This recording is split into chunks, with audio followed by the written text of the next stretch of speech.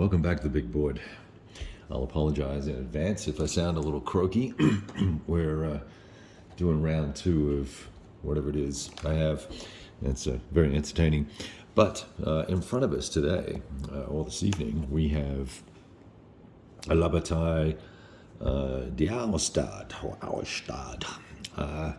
It's from Legion Games, but it's a Didier Roux Vive l'Empereur series. I probably butchered that for all the Francophiles, but it's 3 battles of Allumage, and so it deals with Jena here. Let's see if we can hear these 3 battles, okay? And also the Siege of Danzig, right? And I'm playing the Auerstadt battle, and we've got I think 8 turns through here, and it's been quite interesting and somewhat ahistorical. But before I get into that, let me just quickly talk about the production quality here. Some of the things are really excellent. The rule book has been redone, and it's much easier to read. The version 3.3 rules are great. The counter art, I can zoom in here a little bit for you. I've always just been a fan of these counters. I like the way you can use them in either column or line. You've got your leaders here with their various capabilities. And I love the map art. Unfortunately, the map does have this, this painted on or sprayed on ink processing where it cracks on the seams, which really just takes away from the beautiful map artwork. You'll note there's no hex numbers here. And typically, that's one of the problems with Didier's games. When you're trying to set up, he tends to be fairly glib with the setup instructions. And I've had a couple of other issues with other battles of his where you really don't know what he means. And I found it difficult. But this particular one, everything's been just fine and dandy. You've got to like these information counters here. These guys all the very odd numbering process. It's 1 through 9, but you'll see that these are. So there's a 3. It's a 7 and a 2 and a 3 and an 8. So it takes some getting used to find the number you want. And the idea is that you've got these tracks over here where we can track losses. I like to just put a marker underneath the unit to track how many losses it's taken. So this guy here has taken 1. But what you do when you're, let's say it was turn 6 and these guys were disrupted, you would just put this across the guy, and it's turn 6. That's the turn in which he was disrupted or disorganized or disordered, and then you would have to be at least 2 turns from then before you could try and recover him, and then you'd make it a morale roll against these numbers here, the green number, this green number here. This is the number of steps. That's the melee power. That's the firepower, and that's the movement rate. And then you've got the unit identifier here, and then you've got a numeric identifier for all the counters, 1 through bazillions, right? So look, it's really pretty when it's set up, and it's a lot of fun to play. One of the challenges I've got right now with this particular scenario is, and it tends to happen quite a bit with this gameplay, I find with this system, is that you get to a certain point and it all, some of the battle just seems to lose its focus, or maybe it's the history, I think, that's starting to slip away. But the firepower of these units and the damage that they can do on the fire table here with a strength of 3 or 4 on a 1d6 die roll with very few modifiers to speak of. Taking a hit and then having to roll for morale, and forcing a disorder and then a retreat often that is more of what has happened here than actual malaise occurring. And so that's an interesting idea, because it takes away, if, like with the Labatai system, and I don't know it particularly well, but there's a lot of die rolling for checking to stand and checking to see if you're going to be able to close and all this sort of good stuff. So there's quite a bit of die rolling and interplay between units. Here, it's often, this chap is here, he's going to we're going to have some movement. If it was the French turn, have some movement. These guys would get defensive fire, they would get offensive fire. If there was no result against the French and a result here, and these guys would check their morale. And if I moved adjacent and then we had the offensive defensive fire, we would then have a situation where I could then melee. And melee is going to take the firepower times the number of steps. That'd be 14 versus these guys would just be 3, right? Because it's artillery.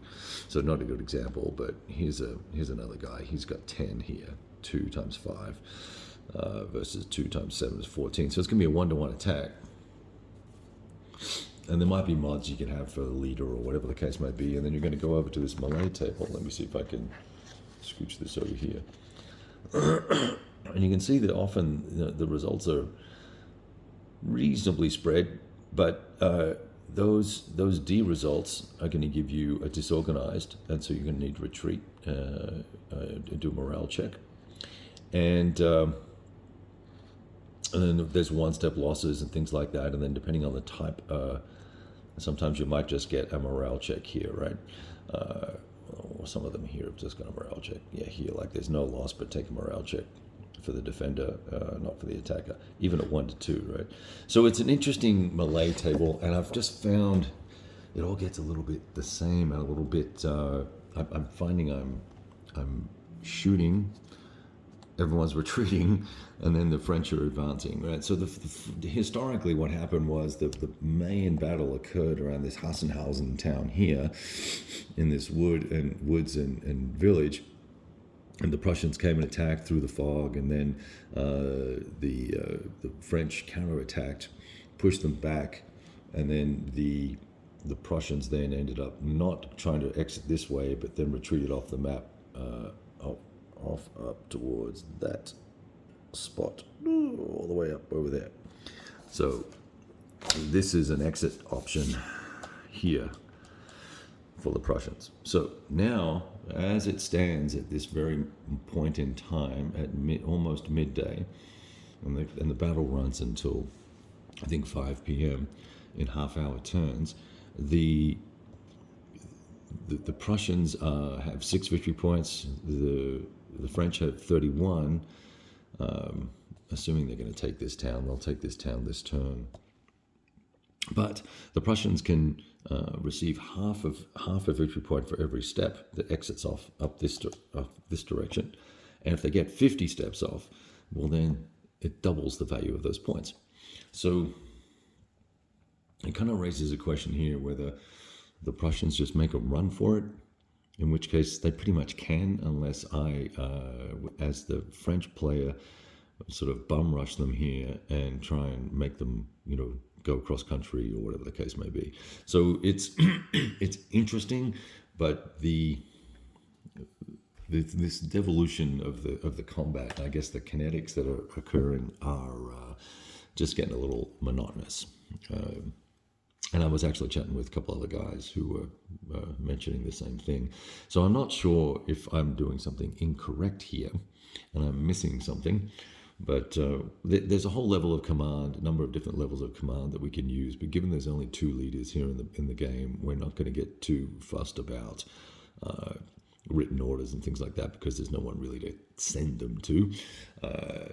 And the French have now got all the forces on the board that they would have had historically. There is an option, an alternative option that I had prepared to bring Bernadotte's, although it's not pronounced Bernadotte, is it? It's not Italian. But anyway, this division, these divisions on, and they were supposed to come on around this area, just to the bottom of the map, sort of to the southwest, I guess. And that would put further pressure on the Prussians. So we're not going to do that because the Prussians are really kind of struggling as it is anyway. You've already lost 5 units plus Brunswick. You could roll for Brunswick to die. He dies on an even die roll as of, I think, 10 a.m. in the morning. So there's quite a bit going on, but it's getting a little tedious, so I'm not sure that I'm going to stick with it too much more.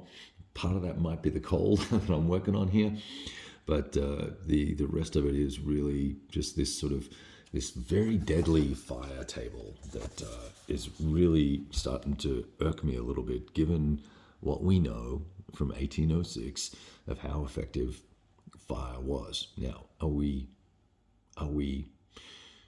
strictly saying that it's all firepower?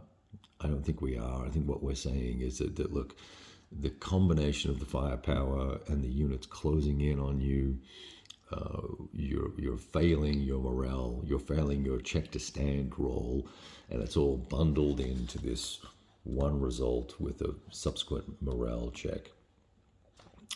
And I can see the neatness of that level of abstraction, but I sure am missing getting to do any meleeing. I've only done 2, so all the rest of it has been results that end up being retreats from fire, whether it's artillery or musketry that is doing all the damage here. So anyway, I'm going to leave it at that for the moment. I'm going to debate whether I play much more of this, but I thought I'd just share with you what I had done to date, and I've enjoyed it. But so far, it has not captured or fired my imagination as much as I hoped it would. We will see. We'll continue on just a little bit more, and maybe we'll catch up again a little bit later on.